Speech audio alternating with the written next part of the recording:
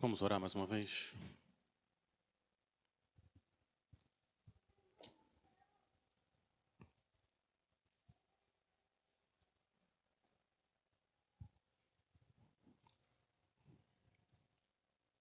Senhor, a gente quer pedir, por causa do Teu nome santo e para a Tua própria glória e para o bem da Tua igreja, que o Senhor agora, nesses próximos minutos, diante da Tua palavra aberta, nos dê graça, misericórdia e paz. Firma o Teu povo, Senhor, o Teu amor.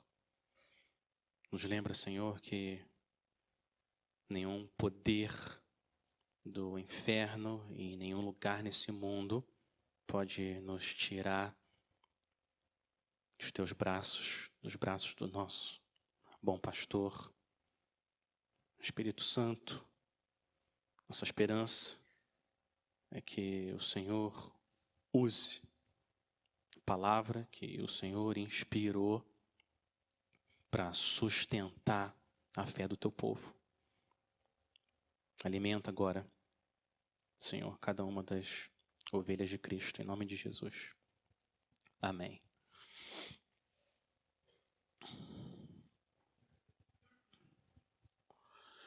O que é mais importante? A verdade ou o amor? O que vale mais para Deus? A verdade ou o amor? É melhor mentir e continuar amando, ou é melhor falar a verdade sem amor? Se você tivesse que escolher entre a verdade e o amor, o que você escolheria? A nossa resposta, a resposta bíblica para essa pergunta deve ser sim. Sim. Verdade e amor. O povo de Deus, segundo João, deixa claro, e toda a Bíblia, que verdade e amor são inseparáveis. Eles formam um casamento perfeito. E o que Deus uniu, não separe o homem. E é isso que João vai mostrar para a gente aqui. Olha o versículo 3. Ele termina a saudação no versículo 3 e diz: a graça, a misericórdia, a paz da parte de Deus Pai e de Jesus Cristo, seu Filho, estarão conosco como? Em verdade e em amor. Então nós vamos ver nessa carta como que a verdade e o amor juntos impactam a vida de cada um de nós e a vida da nossa igreja. Como que verdade e amor afetam a IBJM. Então o que João está fazendo aqui nessa carta, ele está pegando vários assuntos que ele colocou em 1 João e aplicando de uma forma específica para uma igreja local. No caso de hoje à noite, Igreja Batista, Jardim, Minnesota. Olha a saudação inicial, ele começa, como era costume na época, no versículo 1, ele começa escrevendo o nome de quem é o autor da carta. Ele fala o presbítero. Ao invés de colocar o nome dele, ele coloca presbítero. Presbítero é uma palavra grega que significa homem velho. É isso que significa presbítero. E João, essa altura aqui, mais ou menos no ano 90, ele devia ter, no mínimo, ele tinha 80 anos. Era o único apóstolo ainda vivo. Todos os outros já tinham morrido. Mas João não está usando a palavra presbítero para falar sobre a idade dele. Não é esse o objetivo dele. Ele fala de presbítero para falar sobre o papel que ele exerce nas igrejas. Presbítero, no Novo Testamento, é uma outra palavra para pastor.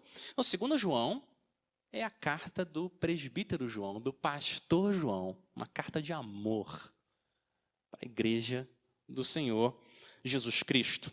E olha para quem que ele escreve para uma igreja local. Eu falei, no versículo 1, fala a senhora eleita e aos seus filhos. Parece que João está escrevendo para uma mulher e para os filhos dessa mulher, mas não é isso que ele está fazendo. Ele está usando essa linguagem de senhora para falar de uma outra igreja. No Novo Testamento, a igreja às vezes é colocada como uma noiva, que vai se encontrar com o seu noivo, Cristo. Então João está usando a ideia da senhora que vai se casar com o Senhor, Jesus Cristo. E ele começa dizendo que ele ama esses irmãos. O versículo 1, a quem amo, na verdade. Ele termina lá no versículo 3, como eu tinha lido, e também termina com amor. Começa com amor e termina com amor. Versículo 3, a graça e a misericórdia e a paz da parte de Deus Pai, de Jesus Cristo, seu Filho, estarão conosco em verdade e em amor. Ele começa falando de amor, termina falando de amor, e olha o recheio do amor. Eu vou ler de novo, a partir do versículo 1. Repara quantas vezes João usa a palavra verdade. Olha só, quantas vezes. Versículo 1. A quem eu amo na verdade. E não apenas eu os amo, mas também todos que conhecem a verdade. Por causa da verdade que permanece em nós, estará conosco para sempre. A graça, a misericórdia e a paz da parte de Deus Pai e de Jesus Cristo, seu Filho, estarão conosco em verdade. Verdade, verdade, verdade. A verdade preenche o amor e torna o amor verdadeiro, real. É isso que João quer mostrar aqui para a gente. Tem mais verdade do que versículo, logo no começo da carta de 2 João. Mas olha isso, ele não fala, olha o que ele não está dizendo. Eu amo vocês de verdade. Não é isso que ele está dizendo. Ele ama eles de verdade, claro que ele ama. Mas não é isso que ele está dizendo. Não amo de verdade, é o que ele diz. Eu amo em verdade, na verdade. Ele está falando do amor que existe quando você pertence à verdade. Quando você está dentro da verdade, que é o evangelho da verdade do Senhor Jesus Cristo. Então, quando você está na verdade, esse amor flui e atinge todos aqueles que também estão na verdade. Os crentes experimentam esse amor. O amor cristão não depende de quanto a outra pessoa merece. Esse não é um amor cristão. O amor cristão não é dependente do outro. O crente ama porque ele foi amado. A base do amor que flui do cristão não é o amado ou a outra pessoa. A base desse amor é o amor que ele recebeu, porque ele está na verdade, ele foi amado por Cristo no Evangelho. Então, o cristão ama. Se Deus me amou quando eu andava em rebeldia contra Ele, como que eu vou restringir o meu amor em relação aos outros? Quando eu era inimigo do Senhor, Ele veio até a mim, me amou, se entregou por mim, morreu no meu lugar. Como que eu vou limitar o amor agora que tem que fluir de mim? Então, o amor cristão verdadeiro, ele não ama dependendo do que a pessoa responde para mim, ou do mérito da pessoa, o que ela merece. Não. O amor cristão ama porque ele foi amado. É isso que o João está dizendo aqui. Ele termina então, olha a saudação, versículo 3. Repara que ele fala que tanto Deus Pai quanto Deus Filho, Jesus Cristo, os dois são fonte de graça, misericórdia e paz. Só existem duas alternativas aqui. Ou o apóstolo João está escrevendo uma blasfêmia, colocando Jesus Cristo junto com Deus, como fonte de graça. Primeira opção. Segunda opção, Jesus Cristo, homem, Jesus de Nazaré, era também Deus. Só tem duas opções, e a segunda é a verdadeira. Por isso que João pode falar isso. O próprio Jesus também é a fonte de graça, de misericórdia e de paz. Agora João entra no corpo da carta, então. Eu quero ver com vocês como que a verdade define a vida de uma igreja saudável. Qual que deve ser a nossa relação com a verdade. Por causa da graça, Deus age com misericórdia. Na cruz, o Pai e o Filho nos dão paz, porque Cristo morreu. E agora, como a gente deve se relacionar com a verdade? Uma igreja saudável faz 3 coisas com a verdade. Ela abraça a verdade, ela vive a verdade e ela protege a verdade. Ela abraça, ela vive e ela protege essa verdade preciosa. Primeiro, ela abraça, versículo 4. Abracem a verdade, BJM, abracem a verdade. Versículo 4, ao encontrar algum dos seus filhos, muito me alegrei, pois eles estão andando na verdade, conforme o mandamento que recebemos do Pai. Jesus se alegrou, João se alegrou, ele ficou muito feliz porque ele viu, ficou sabendo que a igreja estava andando na verdade. Imagina que você não vê um amigo muito tempo, muitos meses, anos, e chegam notícias até você. Você lembra do José? Lembra do José, então? José ficou viúvo, seu coração se entristece. José ficou viúvo e ele está no hospital, problema sério de saúde, internado há 1 mês. Seu coração fica mais triste. A situação financeira do José é muito, muito difícil. Mais triste, a notícia vai só empurrando você. Mas vem o portador da notícia e diz: mas deixa eu falar uma coisa para você. O José está andando na verdade. Ele continua amando Cristo. E aquilo desce como um copo de água numa garganta seca, refrigera sua alma. Ele está sofrendo, mas ele está na verdade em Cristo. O que pode ser mais importante? O que pode trazer mais alegria ao nosso coração? Do que a gente saber que o nosso irmão está andando na verdade. É isso que João está dizendo aqui. Verdade é só o jeito do apóstolo João falar do evangelho. É a palavra que ele usa, verdade, mas está falando do evangelho verdadeiro. A verdade, segundo João, é mais específica do que qualquer verdade. 1 mais 1 é 2. Mais 1 é 2, isso é verdade, mas a verdade aqui é mais específica. Como que a gente sabe disso? Olha o versículo 9, quando ele fala um pouco mais do contexto que ele vai tratar com a igreja. No versículo 9, ele fala o seguinte: todo aquele que não permanece no ensino de Cristo, na doutrina de Cristo, mas vai além dele, não tem Deus. Então, a ideia principal que João está colocando diante da gente, quando ele fala a verdade, é a verdade sobre Cristo. Ele está falando do Evangelho. Muito bem. Então, igreja, abrace a verdade e não solte ela por nada. Porque abraçar a verdade, receber a verdade é receber Cristo. Só existe vida na verdade. Doutrina é essencial porque Jesus é essencial. Por isso que a gente ama a palavra de Deus. A gente só pode amar quem a gente conhece. A gente só pode amar uma pessoa que a gente conhece. E quanto mais a gente conhece do nosso precioso e grande Salvador, mais a gente entende o amor dele por nós e mais a gente ama ele de volta. Então, abracem a verdade. Uma igreja saudável é uma igreja centrada na palavra. Tudo gira em torno da palavra. Tudo que ela faz é em torno da palavra. Quando ela se movimenta e ela anda, essa igreja anda na verdade. Sempre. Um cristão saudável é um cristão que ama a Bíblia. Ele ama a Bíblia. Ele fala junto com o salmista, no Salmo 119, 97, quanto amo a tua lei. Ela é minha meditação dia e noite.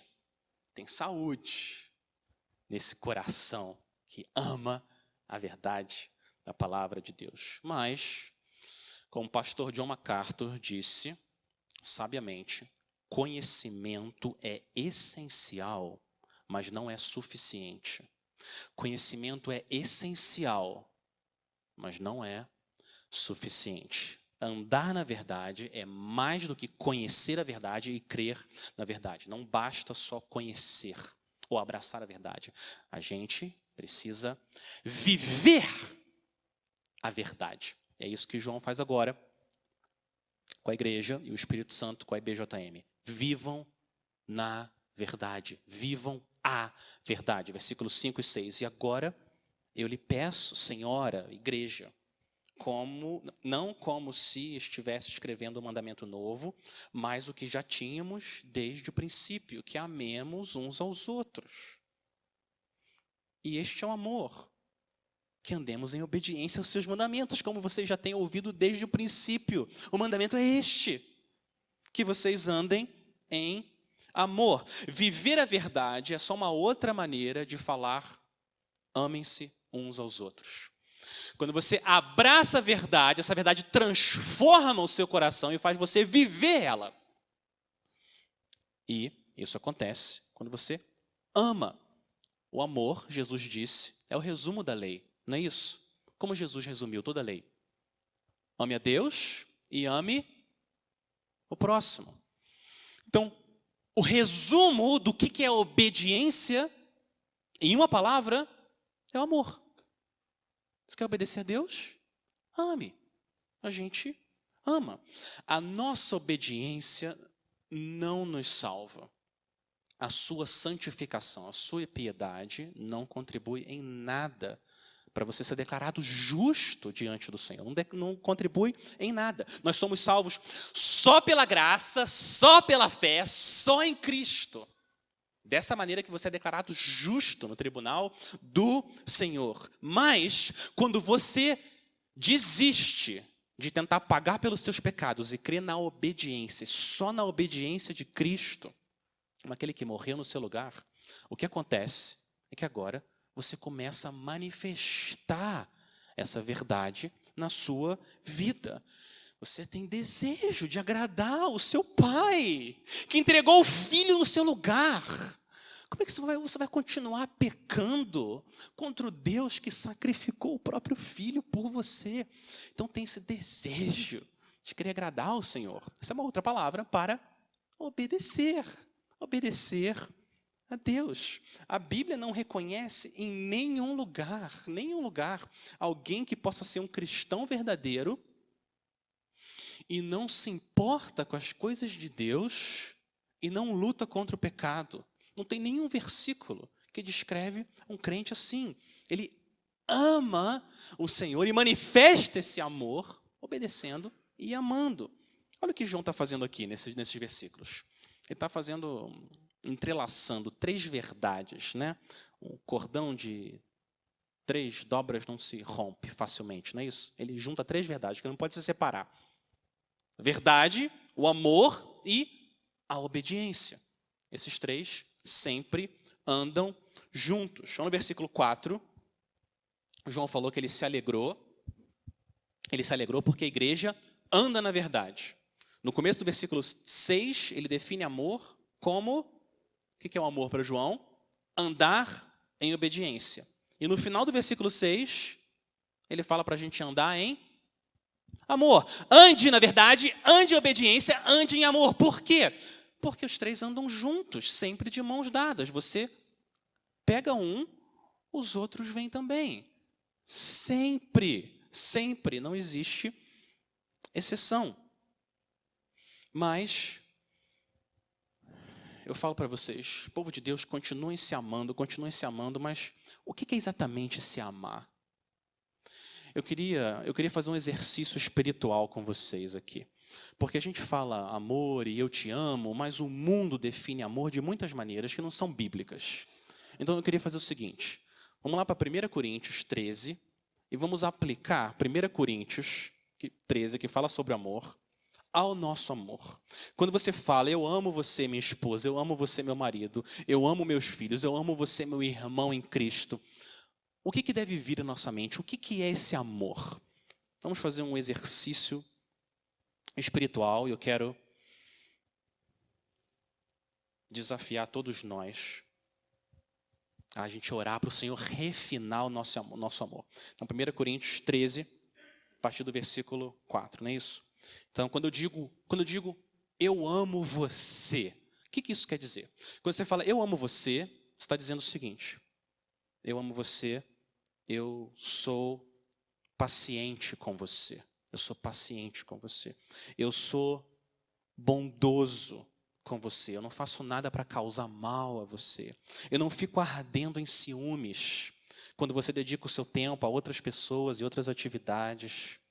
Eu amo você, eu não me envaideço e me vejo como superior a você. Eu não sou orgulhoso. Então, quando você fala, eu ouço com humildade, considero o que você está me dizendo. Eu não me conduzo de forma inconveniente quando eu falo com você, e nem quando eu falo sobre você para outras pessoas. Eu não busco meus próprios interesses, mas eu coloco os seus interesses acima dos meus. Eu não me irrito com você, mesmo quando você não age como eu esperava. Eu não me ressinto do mal, mas eu perdoo você, assim como Deus me perdoou em Cristo. Eu não me alegro com a injustiça, mas eu me alegro com a verdade em ver você andando com Cristo, e eu faço o que eu puder para abençoar a sua vida e fazer você andar com o Senhor. Eu sofro tudo por você. Eu creio no que você fala, eu espero sempre pelo melhor e eu suporto qualquer sofrimento para que Deus seja glorificado na nossa vida.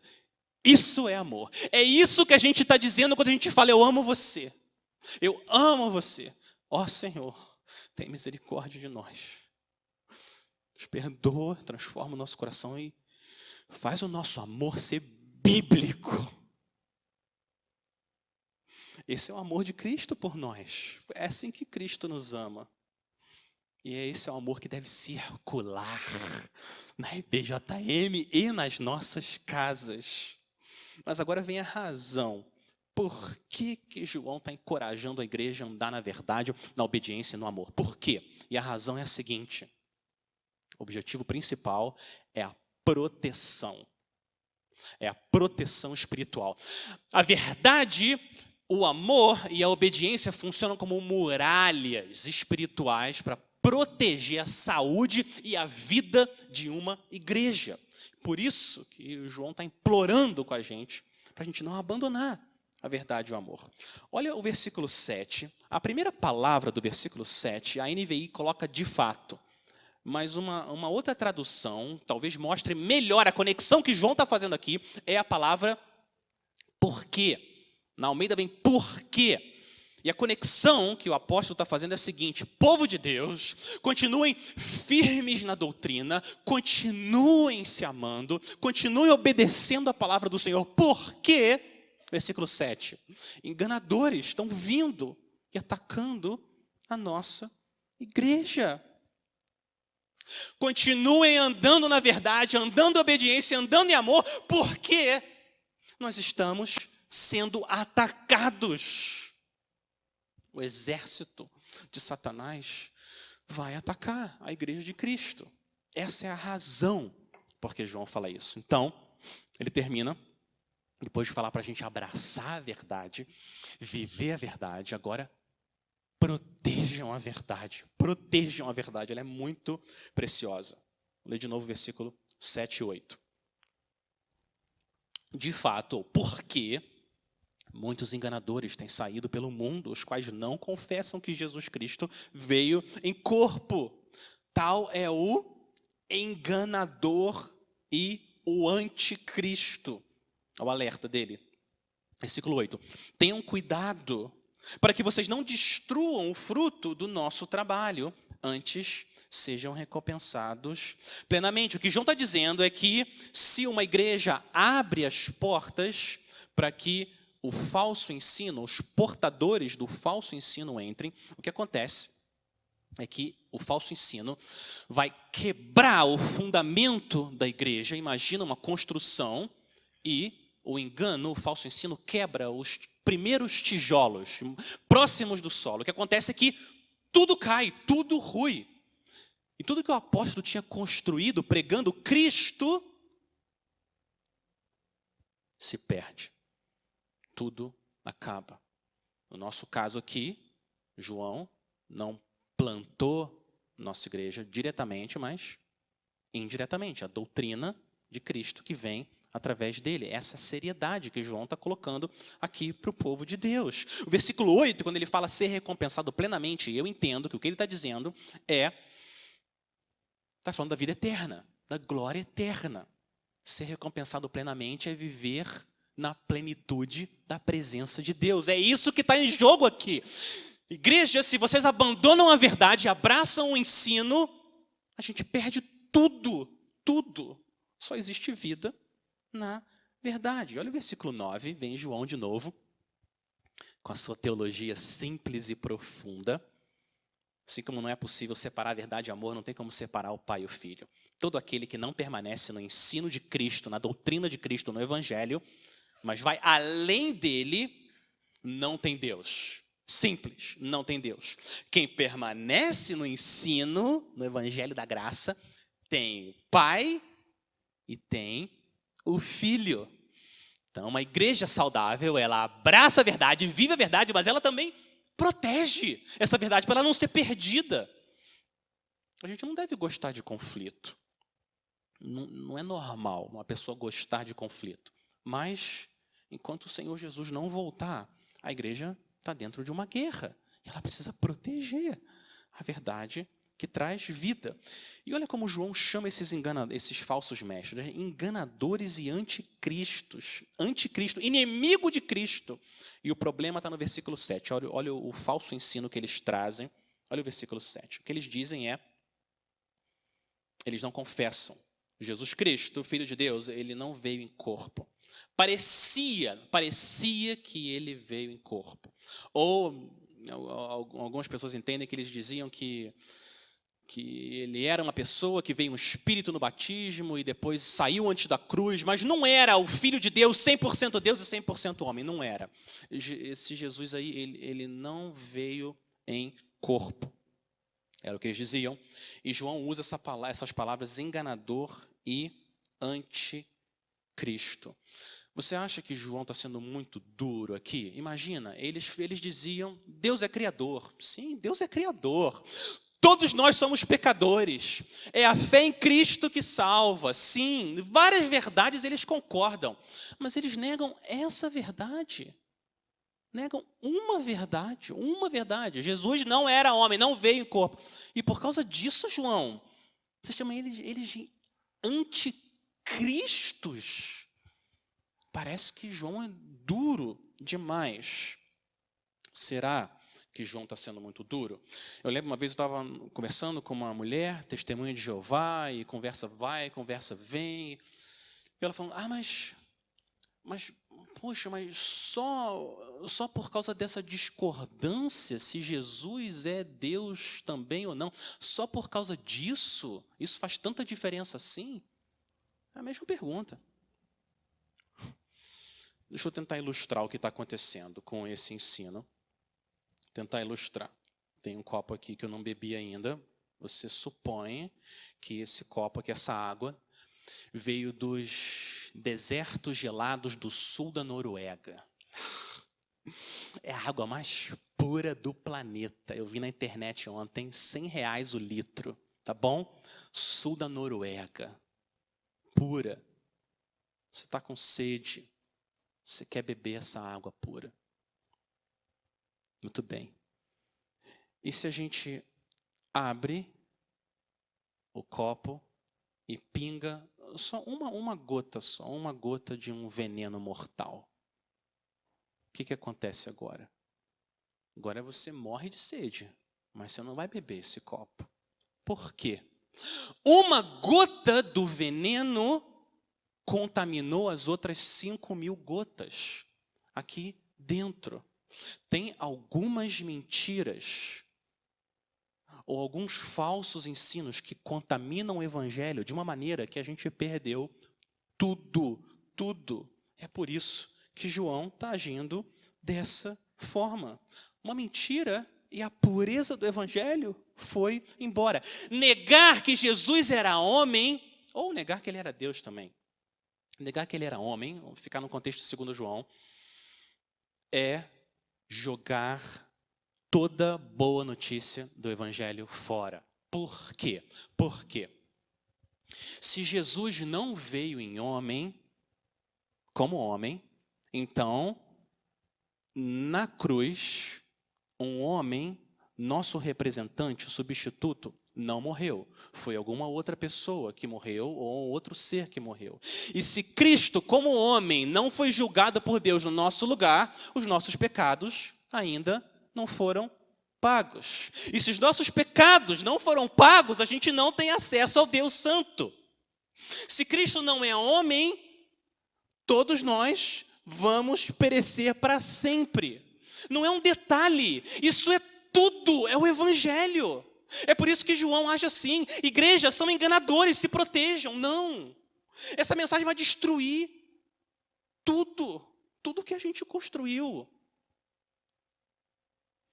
É muito sério o que está acontecendo aqui. A gente perde a mensagem da cruz, a gente perde o céu, a gente perde a igreja, a gente perde todo o evangelho, se a gente nega uma verdade básica sobre o Senhor Jesus Cristo. Essa mensagem enganadora destrói as almas das pessoas e desonra o Deus que criou todas essas pessoas. Então, esses enganadores e os enganadores de hoje estão chamando Deus de mentiroso, porque Deus disse que enviou o Filho dele como homem. É isso que está acontecendo. Esse é o grau de seriedade do problema aqui. E a gente ama demais a igreja e a glória de Deus para deixar isso acontecer. Agora, olha a consequência prática do que João está dizendo no versículo 10. Esse erro doutrinário é tal, é tamanho, que ele fala para a gente não se associar de nenhuma maneira. Separação das pessoas que pregam essa mensagem falsa. Versículo 10.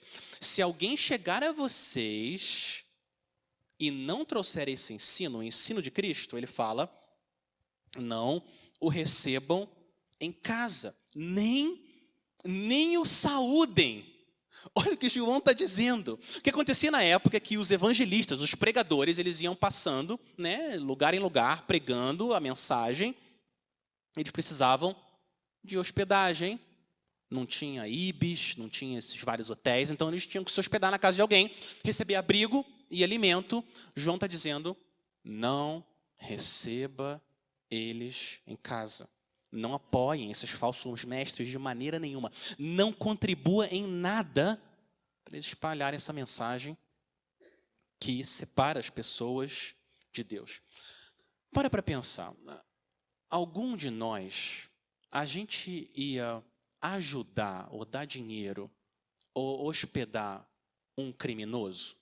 Há pouco tempo tinha um rapaz aí lá em Goiás, eu acho, Brasília, matando um monte de gente, né? A gente hospedaria alguém que é um criminoso? Ninguém faria isso. Nenhum de nós ia contribuir. Aqui é mais sério do que esse criminoso de Goiás. Porque o que eles estão fazendo não só mata o corpo, mas mata a alma. Destrói as pessoas para sempre. É muito sério o que o apóstolo está dizendo. Olha o versículo 11. Ele fala por que a gente não pode se associar com eles. Porque se a gente saúda eles, se a gente tem comunhão com eles, a gente se torna participante das suas obras malignas. A gente quer participar das obras divinas. A obra de Deus, o evangelho, não as obras malignas, que destroem as pessoas para sempre. A gente não quer se envolver com isso e ofender ao Senhor. Difícil, como que a gente se relaciona? A gente tem que tomar cuidado, porque muitos desses se dizem evangélicos. Esse que é o problema. Eu lembro uma vez, eu fui pegar meus filhos no colégio evangélico, na saída, no horário de saída, e vem uma menina, se diz evangélica também, e ela diz que vai participar de um concurso de música evangélica, pedindo ajuda, dinheiro, para poder viajar ou fazer alguma coisa. Tá bom? Poxa. cantora evangélica, num concurso evangélico. Eu estou numa escola evangélica. Coloquei aquela mão na carteira. Caramba, peraí. Deixa eu só perguntar. Qual que é a igreja que ela vai? Qual igreja que você é membro?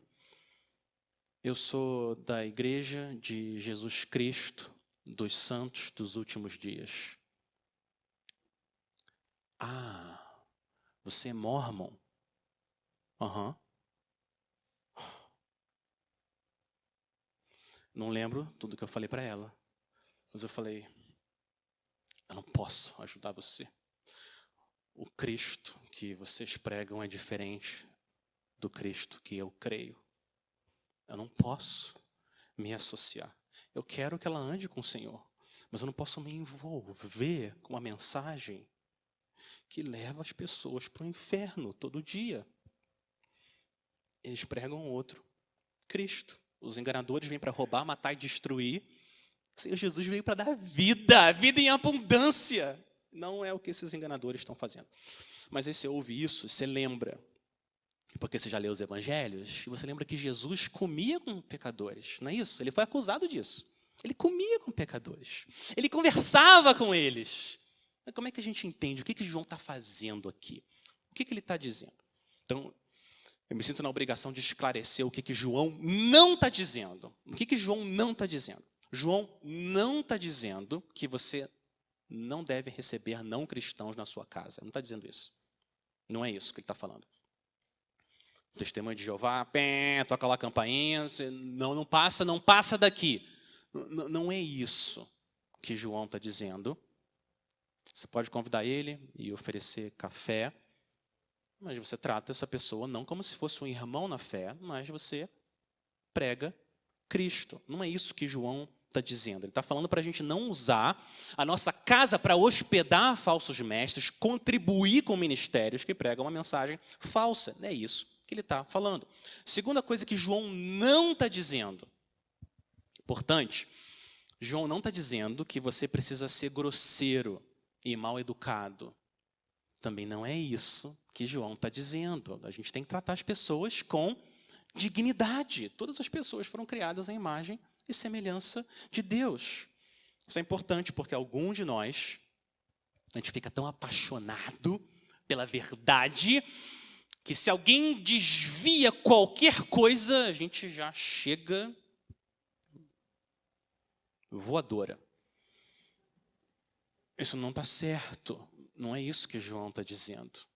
A gente tem que tratar as pessoas com amor, mas sermos firmes. E no caso dos falsos mestres, não dá nenhuma impressão que tudo bem o que eles estão fazendo. Quando a gente age de forma agressiva, a gente está negando a graça que a gente falou que conhece. Então não faça isso. E terceiro e último, o que João não está dizendo é que qualquer desvio doutrinário é heresia. Não é isso.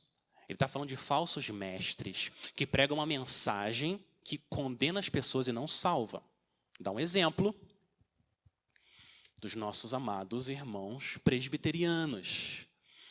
Como a gente pode aprender com eles? Eu já aprendi tantas coisas. Minha dívida com os presbiterianos não pode ser paga nessa vida. Existe uma diferença doutrinária. E é por causa disso que a gente, enquanto o Senhor Jesus não voltar, se junta em igrejas locais separadas. Mas a diferença do entendimento da relação da antiga aliança com a nova aliança que a gente tem em relação aos presbiterianos não é uma heresia, não é essa categoria que ele está falando aqui.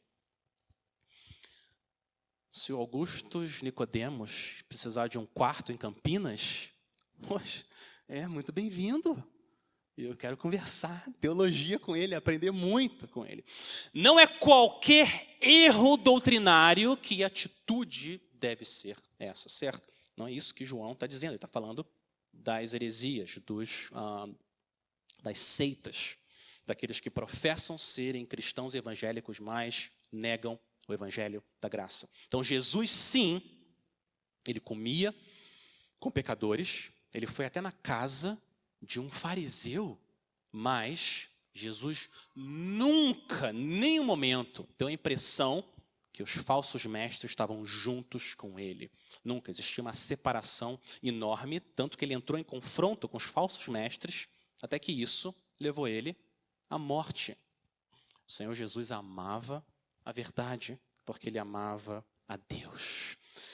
No final da carta, vamos chegar agora na saudação final do presbítero João, ou do pastor João para a igreja. Olha como ele está seguro que a igreja vai ouvir. Igreja, abraça a verdade, vivam na verdade, protejam a verdade. Ele está seguro que a igreja vai ouvir. No versículo 12. Eu tenho muito que escrever a vocês, mas não é meu propósito fazê-lo com papel e tinta.